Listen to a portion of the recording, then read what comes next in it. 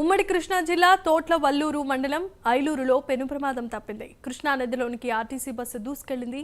15 అడుగుల దిగువకు వెళ్లిపోయింది. నీటి స్థాయి తక్కువగా ఉండటంతో ప్రయాణికులంతా సురక్షితంగా బయటపడ్డారు. ఈ ప్రమాద సమయంలో బస్సులో సుమారు 35 మంది ప్రయాణికులు ఉన్నట్లుగా తెలుస్తోంది. విజయవాడ నుంచి అవనిగడ్డ వెళ్తుండగా ఈ ఘటన చోటు చేసుకుంది. రోడ్డుపై గతుకులు ఉండటంతోనే ప్రమాదం జరిగిందని పోలీసులు తెలిపారు.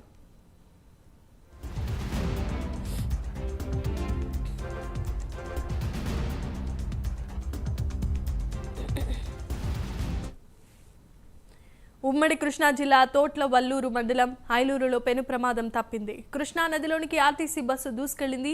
15 అడుగుల దిగువకు వెళ్లిపోయింది. నీటి స్థాయి తక్కువగా ఉండటంతో ప్రయాణికులంతా సురక్షితంగా బయటపడ్డారు. అయితే ఈ ప్రమాద సమయంలో బస్సులో సుమారు 35 మంది ప్రయాణికులు ఉన్నట్లుగా అంచనా వేస్తున్నారు. విజయవాడ నుంచి అవనిగడ్డ వెళ్తూ ఉండగా ఈ ప్రమాదం చోటు చేసుకుంది. రోడ్డుపై ఉన్న గతుకుల కారణంగానే ఈ ప్రమాదం జరిగి ఉంటుందని పోలీసులు తెలిపారు.